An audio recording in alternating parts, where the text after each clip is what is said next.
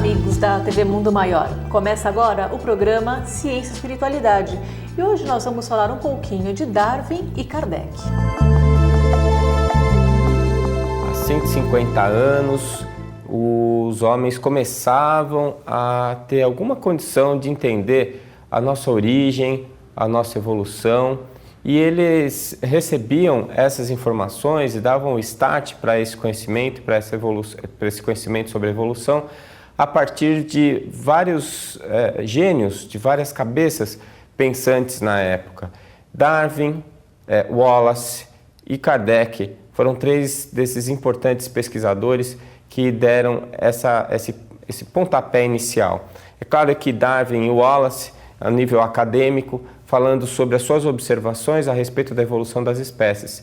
E Kardec, num âmbito muito maior, falando da evolução, mas também da evolução do espírito, a evolução da inteligência, trazendo uma série de conhecimentos e de conceitos que casam perfeitamente com os conceitos evolucionistas que foram levantados por esses dois pesquisadores, Darwin e Wallace.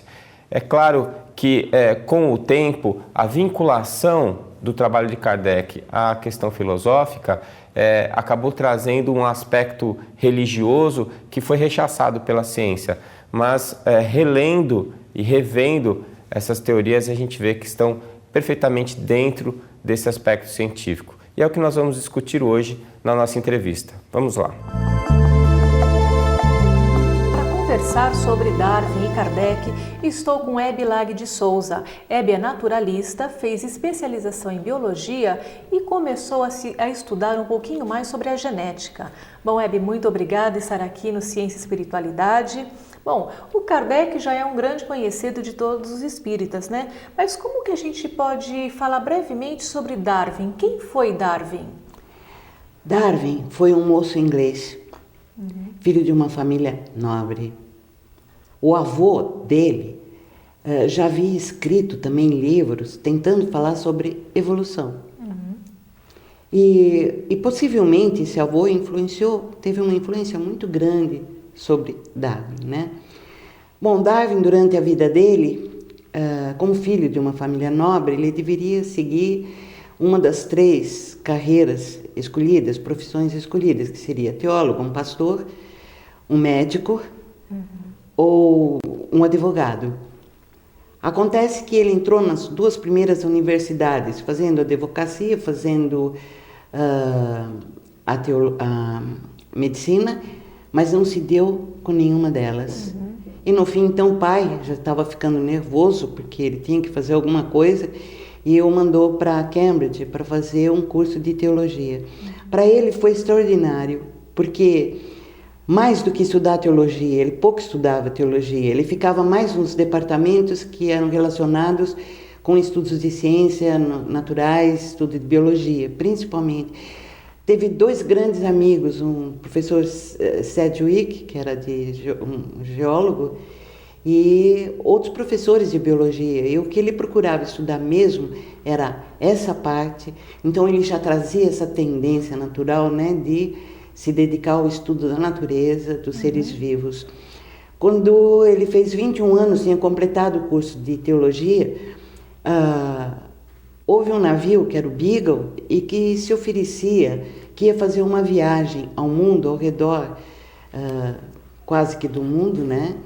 E então eles ofereceram uma bolsa de estudo para a universidade, para que se escolhesse um aluno que quisesse viajar nesse navio com finalidade de pesquisa, de estudo. E aí ofereceram para o Darwin, e é lógico que ele aceitou, né? Então lá se foi ele no Beagle. Passou por muitos lugares, né? Por muitas ilhas tropicais, onde ele parava e tudo que ele observava, variedade de organismos, de espécies, que chamavam a atenção. Por outro lado, ele observou nas ilhas tropicais que havia uma beleza, né? Aquelas palmeiras, coisas que na Inglaterra ele não tinha visto, né? Então isso tudo encantava aquele jovem que procurava conhecer então por que existiam naquelas ilhas tipos de organismos um tipo de vida que era tão diferenciada daquela da Inglaterra. Depois ele passou para o Brasil. Desceu lá pelo um porto da Bahia, entrou pela mata e ele percebeu, entre toda a variedade, também um país tropical que encantava, ele viu besouros, espécies de besouros que eram muito parecidos com aqueles besouros lá da Inglaterra, mas que apresentavam tipos de comportamento completamente diferentes. Então ele começou a se questionar por que tanta diversidade e tanta diferença e tanta semelhança, né? Tanta semelhança em algumas coisas e tanta diversidade em outras coisas, né? Depois ele prosseguiu viagem até a Argentina. Na Argentina, depois eles passaram para o sul da América do Sul, para o outro lado, lá no Chile. E uma coisa que impressionou esse jovem, Charles Darwin, foi olhar para aquele, quando tem terremotos, levanta a costa, né? E ele viu lá em cima daquele costão de pedras, ele viu conchas incrustadas, né? Então, algo diferente tinha acontecido que tinha levado aquelas conchas lá para cima. Então, aí ele também pensou nas modificações que os continentes sofrem, né? Nas modificações geológicas, né? E procurando uma explicação. Bem, a viagem continuou e ele parou lá nas Ilhas Galápagos, umas ilhas esquecidas, né? Mas o que ele viu lá foi surpreendente. Lagartos imensos, né? De tartarugas que pesavam toneladas. Ele nunca tinha visto uma diversificação tão grande. Aqueles lagartos que estavam mais próximos do mar, né?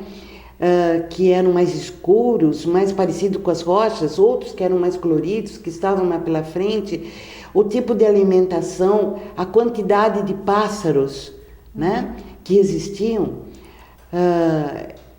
parecidos e semelhantes, porque tinham mais de 23 espécies ali, né? Que diferiam, às vezes, por pequenas coisas, como, por exemplo, o tamanho de bico, né? A forma do bico. E ele começou a estudar essas aves ali, fez um estudo aprofundado e anotações das suas observações, e ele verificou que, então, isso estava relacionado com o modo de alimentação dessas aves. Né? Tinham aquelas aves que, com o biquinho, elas iam naqueles buraquinhos das árvores e catavam lá dentro os bichinhos, né, para comer, assim como outras que comiam grãos, né, uns grãos maiores, outros grãos menores. Então, isso se associava com um bico mais forte, não tão fino, tão delgado. E ele começou então a verificar todas as pequenas diferenças e grandes diferenças, que percebeu também que essas espécies dessa ilha eram semelhantes àquelas ilhas do lado pacífico da América, né, que distavam algumas milhas. Bom, então ele imaginou que aquelas espécies todas ali, elas deviam ter derivado de lá, quer dizer, aquelas espécies devem ter migrado de qualquer forma para essa ilha e ali ter se diversificado em várias espécies. Mas ele não encontrava ainda uma explicação razoável para como elas tivessem assim evoluído, com tantas pequenas diferenças, né?